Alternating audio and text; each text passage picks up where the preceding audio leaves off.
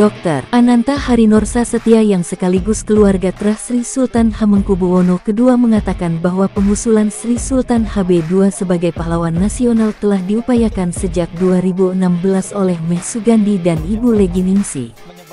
Berlatar Desa Pagerejo, Ananta menyebutkan, banyak jasa Sultan Hamengkubuwono II dalam membela bangsa Indonesia dulunya, sehingga patut menjadi tokoh inspirasi bagi bangsa Indonesia. Ananta menerangkan, banyak peninggalan yang masih dilestarikan seperti di Yogyakarta hingga berupa bangunan dan seni arsitektur dengan corak khas yang masih banyak digunakan. Secara garis besar perjalanan dan perjuangan Sri Sultan Hamengkubuwono II telah tertulis dalam buku Sultan Hamengkubuwono II Pahlawan Lentera Nusantara. Masa-masa heroisme Sri Sultan Hamengkubuwono II itu jadi inspirasi bangsa Indonesia. Betapa hebatnya beliau di zamannya untuk memerangi penjajahan di negeri ini. Assalamualaikum warahmatullahi wabarakatuh. Kembali lagi di rumah kita Nusantara. Berani bicara, bicara butuh keberanian. Kali ini dengan tema kita usung Sultan Hamengkubuwono II menjadi pahlawan nasional. Bisa hadir samping saya ada Mas Ananta dan pelaku seni juga Ari dari Gulat Band. Kita kupas dan kita ngobrol-ngobrol sedikit tentang isu pahlawan nasional dan apa cara untuk mempercepat supaya HB2 menjadi pahlawan nasional. Mas, monggo Mas. Ini adalah sosok sejarawan dan kita kupas nih secara terah juga, kayaknya harus kita ungkapkan secara terang benderang supaya tidak menjadi goreng-gorengan yang mengaku sebagai terah HB2, Mas. Yang pasti sih dukungan anak-anak muda ya. Artinya sejarah bisa menginfluen anak-anak muda. Konteksnya sebetulnya edukasi. Betul. Ya, karena Sri Sultan Hamengkubuwono II ini memang punya peninggalan yang amat dahsyat, ya. Bagus banget. Terus yang kedua, untuk mempercepat sebetulnya ya spirit anak muda itu sendiri untuk bisa membantu kami-kami ini untuk menghargai hasil jerih payahnya beliau ya, terutama dalam bidang seni, pendidikan. Sebenarnya kalau ngomongin Hamengkubuwono II sih sangat luas karena beliau memiliki peninggalan-peninggalan yang cukup signifikan di masyarakat, bagi bangsa Indonesia dan di masyarakat sampai saat ini. Dan itu menjadi satu kepentingan nasional. Oh iya, udah pasti. Bukan pasti. lagi kepentingan keluarga gitu. Bukan. Ya. Jadi ini dari kacamata nasional memang sudah waktunya, Dan. Iya, betul banget. Jadi artinya sih keluarga sebagai titah yang diwariskan itu sebetulnya udah menjadi bagian kesehariannya saja. Tapi anak-anak muda di Indonesia nih yang memang sebetulnya butuh spirit untuk bisa menggolkan Hamengkubuwono II itu pahlawan nasional. Apa sih magnet terbesar dari teman-teman pelaku seni terhadap percepatan Sultan HB2 ini untuk menjadi pahlawan nasional? Ada gue lihat, monggo Mas Ari mungkin punya pandangan tersendiri yang magnet apa yang mempercepat ini nih? Tiba-tiba gabung dan menjadi satu kesatuan untuk mempercepat menjadi pahlawan nasional. Sebenarnya awalnya yang pasti karena kebetulan saya sendiri ada relasi sama teman-teman di keluarga HB2, sharing-sharing ngobrol, terus akhirnya seperti kita kan kalau mungkin aku nih dibilang muda juga enggak, dibilang tua juga enggak, jadi di tengah-tengah lah ya, milenial. Tapi masih lucu, masih imut-imut, masih gemoy lah ya, masih gemoy. Ditaruh di pasar masih jadi jualan. Masih jadi jualan. Jadi jangan khawatir buat untuk sebagai influencer atau sebagai endorsan buat sosialisasi ini masih worth it lah gitu loh. Iya, berdasarkan kedekatan itu, hubungan pertemanan, terus cerita, akhirnya aku sedikit nonton di YouTube, sedikit ya Allah, nggak banyak ya, pasti sedikit gitu. Dan seperti kita ketahui kan, anak-anak kayak aku dulu kan belajar di sekolah itu belajar sejarah. Nah, sejarah itu salah satu mata pelajarannya yang aku suka. Jadi seperti kita ketahui kan banyak pahlawan-pahlawan nasional yang udah gitu ya tadi, seperti Dr. Ananta jelaskan soal yang HB2. Ternyata begitu diceritakan ini, oh ternyata pahlawan nasional itu nggak, kacamata aku yang yang pengetahuannya nggak ada gitu ya. Ternyata nggak cuma itu aja, ternyata banyak yang sebenarnya tokoh-tokoh yang punya peran di Nusantara ini, yang punya hak dan kelayakan untuk jadi gelar pahlawan nasional. Dan timbullah di situ ibaratnya keinginan, aduh kalau misalnya kita ikut partisipasi, berarti secara tidak langsung kita ikut membantu dan bagian dari sejarah itu menjadikan salah satu tokoh yang layak menjadi pahlawan nasional. Dan seperti tadi Dr. Ananta jelaskan, Sultan HB kedua ini jasanya sangat besar, utamanya di Yogyakarta dari sisi pendidikan dan lain-lain. Ya, tentunya itu yang menjadi salah satu motivasi aku sendiri supaya ayo deh aku coba ikut berperan, ikut berkontribusi sesuai sama yang aku bisa. Mungkin apa nih caranya, kita mau ngapain nih, misalnya kita bikin gelaran musik atau apa untuk ngedukung percepatan itu sendiri. Ya sebagai musisi dari sisi itu aja ya, sebagai anak muda kalau kita. Bicara pahlawan nasional memang tidak lepas dari naskah akademik yang dipersiapkan untuk mempercepat calon tersebut. Nah, sejauh ini Mas Ananta, apa sih Mas yang sudah diciptakan atau sudah dikerjakan untuk mempercepat tahapan itu agar naskah akademik ini bisa mempermudah proses itu? Oke. Wow, naskah akademik ya. Jadi seseorang untuk dijadikan pahlawan nasional itu memang menggunakan naskah akademik, dan itu aturan negara Republik Indonesia. Jadi nggak bisa nitip ya? Nggak bisa. Nggak ada orang dalam. Salah-salan gitu. Jadi sekarang kan ordal gitu ya. Nggak bisa, Karena ada iya. ordal, tiba-tiba besok ada Langsung tiba-tiba bisa Ari, jadi. Iya. pahlawan Ari gitu loh. Iya. Karena ada Nggak ordalnya bisa. gitu. Memakai jalan pintas langsung saya punya kenalan presiden ini ABC, nggak bisa. Nggak bisa. Aturannya adalah naskah akademik. Karena naskah akademik itu meliputi salah satunya adalah biografi seseorang itu sendiri. Nah, dalam hal ini adalah Hamengkubuwono II. Oke, saya cerita dulu. Eranya Hamengkubuwono II ini kan eranya di pengasingan dan perang. Jadi datanya itu memang sulit sekali. Perang dan ada pergolakan yang amat dahsyat, yaitu dari kolonial mengambil harta kekayaan yang ada di Keraton Yogyakarta, yaitu eranya Hamengkubuwono II waktu menjadi raja yang kedua, ya.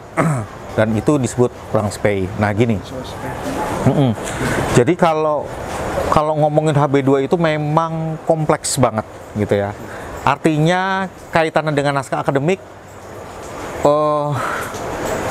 sejarawan dituntut untuk tidak hanya menulis persoalan atau tentang bagaimana perang itu terjadi saja. Enggak cuma itu. Ternyata banyak hal. Salah satunya Raden Mas Sundoro, nama kecil Hamengkubuwono II itu pun harus tertulis. Dilahirkan di mana, kemudian dia belajar sama siapa, sampai di Wonosobo di tanah kelahirannya itu caranya bagaimana, itu harus tertulis dengan lengkap. Dan data-data itu kebetulan menyebar hampir di seluruh dunia. Misalnya gini, naskah akademis itu harus melingkupi tentang awal perjalanan Hamengkubuwono II itu sendiri, yaitu Raden Mas Sundoro ketika dilahirkan di Wonosobo, beliau belajar sama siapa. Nah, saya menulis dengan data-data yang ada, karena data itu adanya di Tibet. Jadi memang secara sanatnya harus jelas ya. Iya. Jadi HB2 guru, ternyata gurunya bersanat juga. Iya. Dan harus berketibet. Iya. Dan itu tertulis sangat jelas. Ya, bukan gurunya bukan di Google ya? Bukan. Google tidak mentranslate itu. Oke. Ya. Itu yang bentuknya kayak manuskrip gitu. Manuskrip bentuk-bentuk seperti apa namanya, bambu-bambu seperti itu ya. Artinya tulisan-tulisan itu memang ada. Dan kebetulan sebagai seorang sejarawan, saya selalu bersinergi dengan guru saya sendiri, yaitu Romo Manuwido Seputro, yang memang dia filolog ya, dan dia menguasai tentang bahasa-bahasa yang memang banyak diulas dalam bentuk bahasa Jawa, bahasa Kawi, bahasa kuno ya. Di alhamdulillah masih ada ya? Masih. Jadi secara literasi alhamdulillah masih terjaga? Masih terjaga. Nah, itu yang saya cari. Nah, akhirnya saya mendapatkan. Dan setelah saya dapatkan, saya tulis di naskah. Nah, ketika mendapatkan Hamengkubuwono lahir di Wonosobo dan belajar sama para Brahmana dan ketika sampai di Wonosobo menggunakan apa, itu semuanya tertulis. Ada itu kan? Ada. Nah, dan perlu diketahui ya, jadi konsep Sapta Sindawa atau 7 sungai yang ada di Jawa Tengah atau di Yogyakarta itu menjadi kajian yang penting. Bagaimana ketika sungai itu menjadi proses perjalanan semua umat manusia yang ada di dunia. Di mana ada air pasti ada kehidupan. Itu berangkatnya Nusantara. Artinya kita kalau belajar tentang sejarah dan mengupas Hamengkubuwono II atau Raden Mas Sundoro, itu tidak bisa menggunakan rentang waktu, jarak, luas waktu itu nggak bisa. Kita bisa menyeluruh. Artinya kita bisa menarik data-data itu dari candi, dari rumah-rumah peribadatan, seperti misalnya ada Candi Bongkotan, Candi Liangan, Candi Apus. Iya, banyak sekali. Jadi di mana di situ ada candi, pasti di situ ada kehidupan. Artinya Raden Mas Sundoro ketika belajar sama Brahmana, sudah jelas dong sebelum Raden Mas Sundoro ada, bisa sudah ada kehidupan di situ. Itu kenapa Sultan Agungnya datang ke Wonosobo untuk mengantarkan istrinya untuk lahir di situ, gitu. Pada waktu itu berarti udah masuk Mataram Islam ya? Pecahnya Giyanti kan Mataram Islam kan? Iya, bagi dua, artinya. Di fase itu ya? Betul, di fase itu, artinya pemerintahan di eranya Hamengkubuwono II itu sudah menggunakan Mataram Islam. Ya, konteks Mataram Islam dipakai, gitu. Jadi artinya Raden Mas Sundoro itu banyak sekali belajar tentang politik, tentang ilmu perang dan sebagainya lah, sampai ilmu-ilmu seni, ilmu tulis-menulis. Makanya ketika perang terjadi, Hamengkubuwono II masih berkarya. Kalau kaitan dengan Inggris sendiri terhadap aset-aset yang dibawa ke Inggris itu apa bagian yang Nah, ini menarik nih. Jadi gini. Nah, karena kalau udah ngomongin pahlawan berarti kan ngomongin bekasnya kan? Iya. Nah, pada era itu kan Inggris kan? Iya. Gimana, Mas? Ini menarik nih. Jadi gini, analisa saya setelah saya meriset 16 tahun. Jadi saya meriset nih 16 tahun. Iya. Dan masih berjalan. Iya, jadi saya bukan tipe orang yang tiba-tiba dipanggil, wawancara, terus kemudian masuk YouTube. Enggak. Saya meriset dulu. Makanya buku saya tentang Hamengkubuwono II banyak. Saya boleh bersanding dengan teman-teman bahwa saya punya buku Hamengkubuwono II yang menulis tentang Hamengkubuwono II mungkin saya banyak banget. Jadi artinya gini, selain saya meriset, saya juga melitererkan. Artinya hasil-hasil kebudayaan pada waktu itu saya tulis kembali. Tulis kembali untuk menciptakan buku akademis itu sendiri, gitu loh. Sebegitu kompleksnya masalah HB2 ini dari kacamata sejarah dan budaya dan bagian dari yang harus dijawab untuk generasi yang akan datang gitu. Nah, sebenarnya syarat mutlak untuk pahlawan nasional itu apa sih, Mas? Yang dipersiapkan ya. Tadi naskah akademis ya. Jadi naskah akademis itu aturan negara dan isinya, nih ngomongin isinya nih. Jadi nggak bisa main asal melompat langsung. Presiden, nggak bisa. Orang dalam ya? Orang dalam, saya temannya menteri, nggak bisa itu. Jadi ya, bagian anak muda nih, kalau ingin mencalonkan seseorang menjadi pahlawan, itu melalui yang namanya proses literasi, terus kuat. Dan itu harus ditulis oleh sejarawan dan akademisi. Titik. Berarti riset. Ya? Dan itu nggak murah?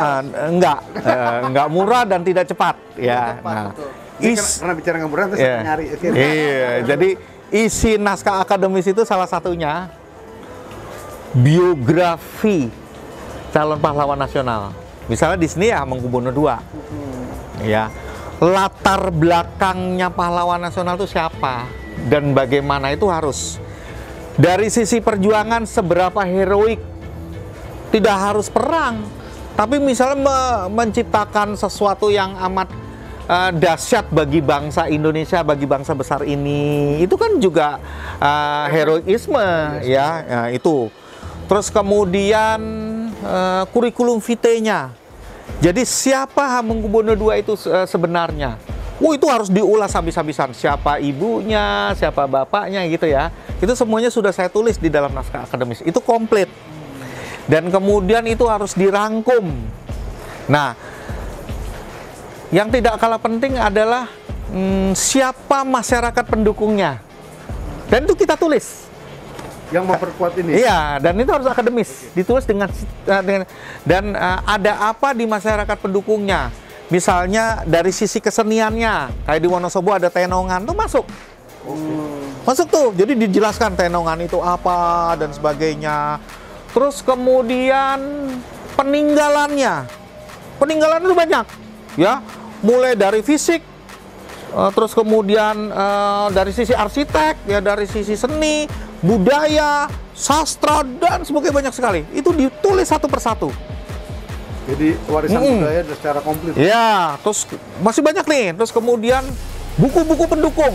Buku pendukung itu buku yang sudah pernah ditulis oleh sahabat-sahabat kita sejarawan atau penulis-penulis yang lainnya, atau malah dari literasi pendukung yang memang ada di luar negeri. Kalau kita bisa mendapatkan, itu penting banget itu. Jadi kita harus bebas menilai. Nah, terus kemudian ada foto-foto pendukung media. Sejauh mana Hamengkubuwono II itu viral, atau mungkin sejauh mana Hamengkubuwono II itu banyak diminati oleh masyarakat. Siapa yang pernah mengulas? Bentuknya media televisi dan sebagainya lah ya, media cetak dan sebagainya, mungkin online juga bisa. Jadi, begitu. Kekuatan media baru juga penting juga. Penting sekali. Ya, sebetulnya itu untuk menginfluensi lebih luas. Jadi, gitu ya. Biar kebutuhannya juga bukan kebutuhan HB2, jadi kebutuhan global. Benar. Terus kemudian tulisan itu sendiri tidak plagiator. Jadi Google kalau bisa presentasinya itu 25% dan diparafrase. Yang terpenting adalah bagaimana mengulas buku akademis itu dari berbagai macam literasi yang ada di dunia. Terus kemudian ada dari trah atau dari keluarga, ya. Jadi nanti siapa yang mewariskan, namanya ahli waris, dan itu harus tertata dengan baik. Nah, sekarang dari anak sekarang nih, dengan sejarah yang begitu kompleks dan begitu keren ya, dari kacamata kita generasi sekarang, terinspirasi nggak sih lo dengan HB2 untuk menjadi lagu? Nah, ini kan pekerjaan lo nih.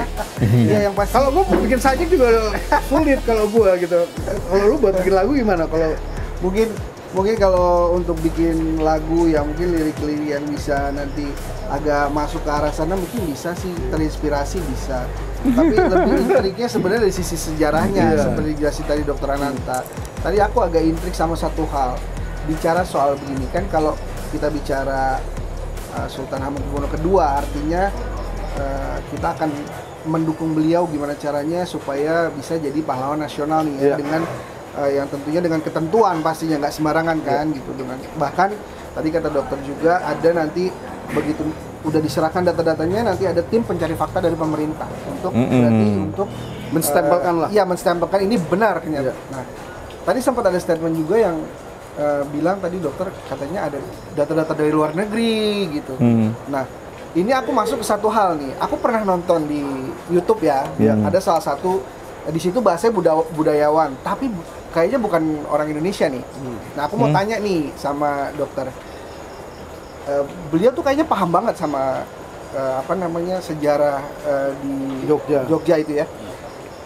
Apakah tadi dokter bicara data di luar negeri, terus aku juga sempat lihat juga peristiwa geger Sepehi itu, yang di situ informasinya kan yang sekilas di Google ya, bahwa ada manuskrip yang dibawa oleh Inggris, Raffles ya. Bisa jadi nggak sih mungkin ternyata orang luar sendiri lebih paham tentang sejarah dari HB2 itu karena semuanya ada di datanya udah dibawa ke sana, sedangkan kita di sini nggak tahu, belum sampai ke sana gitu. Belum sampai ke sana, kita malah nggak bisa baca. Gitu nggak sih, Dok? Iya. Gimana? Jadi gini, saya punya analisa, ya ini benar atau salah sih ya, tapi analisa saya kuat. Jadi ketika saya menelisik tentang bagaimana perjalanan ketika manuskrip itu diambil oleh Raffles ya, Inggris by Raffles ya. Artinya Raffles itu sebenarnya udah punya misi. Jadi misi besar, karena gini, apa yang diambil oleh mereka itu kebanyakan memang manuskrip ya, manuskrip hebat yang ditulis menggunakan tinta emas. Terus kemudian ragam-ragam hias yang begitu hebat atau ornamen-ornamen yang begitu hebat. Kemudian dikemas menjadi sebuah karya seni yang gemilang ya. Selain itu juga kan ada emas batangan segala macam ya, terus ada alat musik dan sebagainya. Nah, artinya penjarahan itu sebetulnya sudah di ini ya, Secara sistematis ya. sudah dikonstruksi sedemikian rupa. Kalau saya melihatnya seperti itu. Selain Hamengkubuwono II memang itu tidak pernah mau tunduk terhadap kolonial. Ya, kalau ini sih dari sisi saya, dari sisi sejarawan luar negeri sih terserah saja. Kan itu bebas-bebas saja. Kalau ngomongin beberapa penelisik dari luar negeri atau dari negara lain untuk paham sejarah, saya pikir itu tergantung kepentingan mereka saja. Artinya mereka bisa disebut budayawan yang mengemas tentang kebudayaan di Indonesia karena mereka memang memiliki kepentingan untuk itu ya, selain memang untuk menjadi sebuah pengkayaan, di situ juga bisa menjadi ajang pertemuan dua sisi kebudayaan sih sebetulnya. Sebenarnya bisa saling menguntungkan, tergantung dari pemerintahnya mau saling bersinergi atau enggak sih. Kalau harapan saya sih Hamengkubuwono II jadi pahlawan, saya pikir untuk negara lain yang masih menyimpan artefak-artefaknya kami, secara nggak langsung pasti mau mengembalikan sih saya pikir. Karena bagi negara lain sih ya, yang pasti ya, betapa pentingnya Hamengkubuwono II itu pahlawan ternyata di negara Indonesia. Artinya mereka secara langsung akan mengembalikan dong. Mas Ananta ini hanya beringinkan menjaga legasi yang ada di HB2 ini supaya tuntas gitu loh.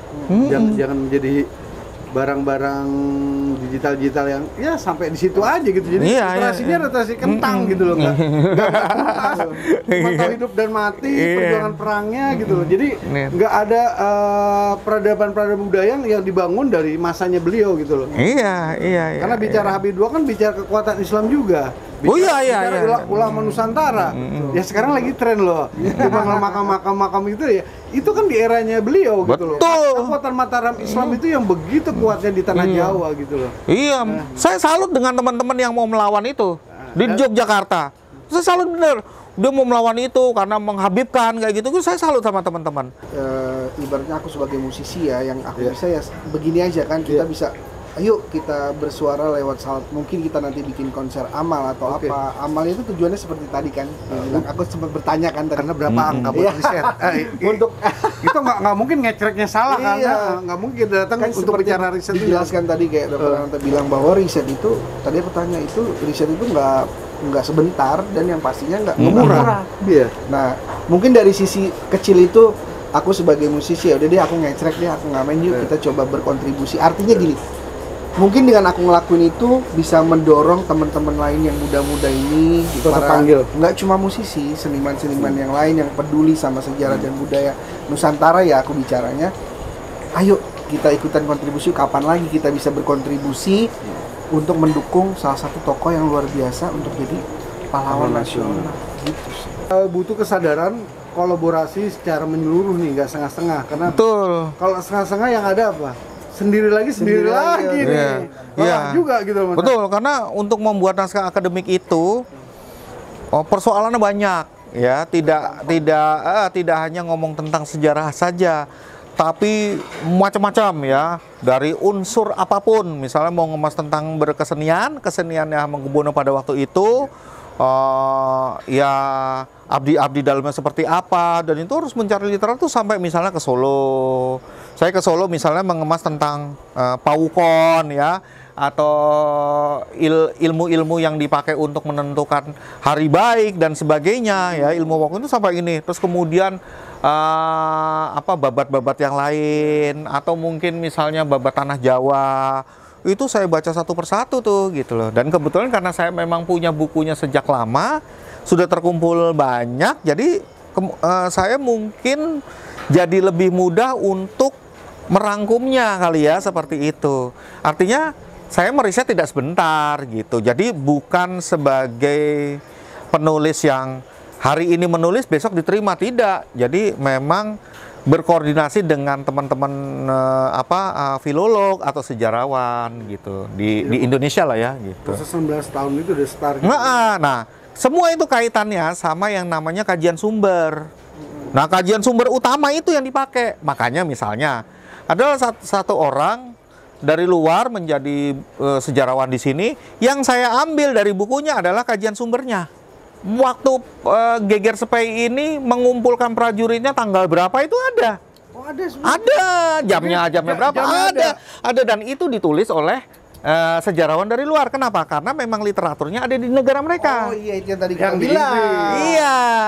Kenapa kita nggak berangkat? Karena Makanya mereka kita di bilang, luar. Betul. Mereka lebih tahu kan, mereka ada di sana. Iya. Cara obat ini mereka tahu jamnya tanggal sekian. Tahu, karena itu tertulis. Kalau kita kan masih nunggu juga kan. Iya. Sebenarnya menarik banget sih. Menariknya artinya gini, ini pendekatannya bisa ke anak muda kalau menurut aku. Apalagi kan tadi Dr. Ananta bilang naskah akademiknya udah ada, datanya udah ada, bahkan udah dibuat oleh beliau kan, dan Sudah udah ada beberapa pengajuan. kali revisi, udah pengajuan. 3 kali. Secara nasional, mungkin teman-teman yang gadget ini Nggak belum paham. begitu mengenal kan Sultan HB2 ini gimana. Nah ini kan naskah akademiknya ada, datanya ada, semuanya ada. Kalau misal itu dibikin, kan pasti rasa ingin tahu. Sekarang itu orang di TikTok di apa kan, rasa curious dan ingin tahu itu kan Udah. tinggi banget kan. Pasti kalau misalnya ada di film, nonton anak muda pasti Dan pengen tahu bicaranya kan. bicara bangsa gitu. Bangsa betul. Dan Oke. seru. Dan itu ada usulan kenapa? Negara harus hadir, Mas. Iya. Ya. Itu bahasa gue gitu. Jadi bukan kepentingan investor, bukan kepentingan sponsor maupun dari HB2 sendiri gitu loh. Jadi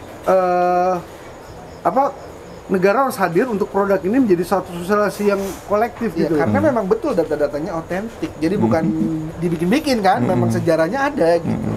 Kayaknya seru kalau bikin film. Oke. Ada rencana, Dokter Ananta, jadi gini. ada rencana nggak? Salah satu naskah akademik itu terbentuk, Iya. ya. Ini sekali lagi nih, ini negara nih ya. Bahwa seseorang itu juga sudah harus difilmkan. Oke. Oh, oke.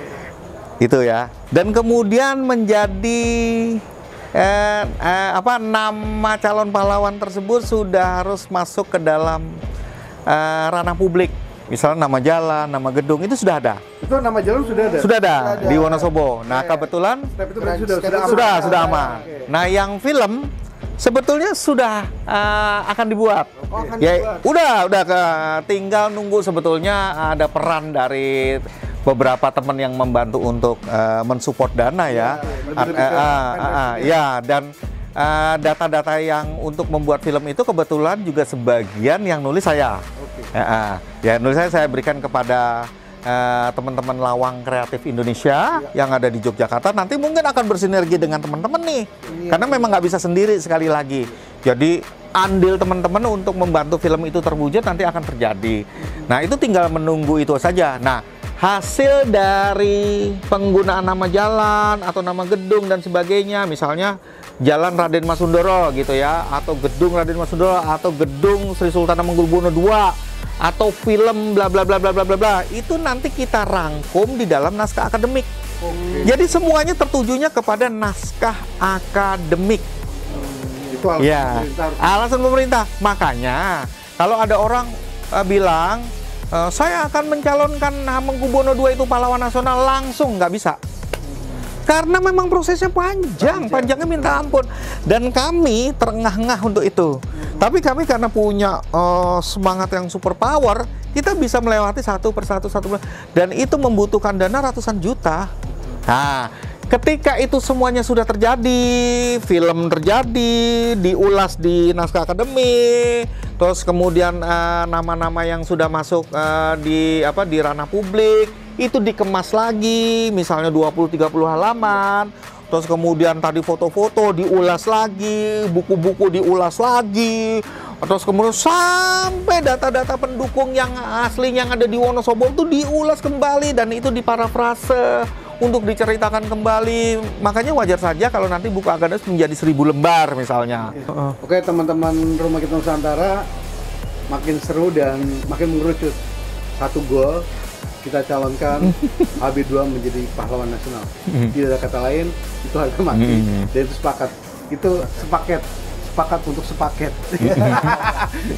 dengan konteks yang berbeda dari kacamata sejarawan, kacamata pekerja seni, teman-teman media dan publish. Kita sepakat itu kita jalankan, semoga mempercepat proses menjadi pahlawan nasional Sri Sultan Hamengkubuwono II. Terima kasih teman-teman. Kita tetap lanjut dengan tema yang lebih menginspirasi. Tetap di Rumah Kita Nusantara, berani bicara butuh keberanian. Terima kasih. Assalamualaikum warahmatullahi wabarakatuh.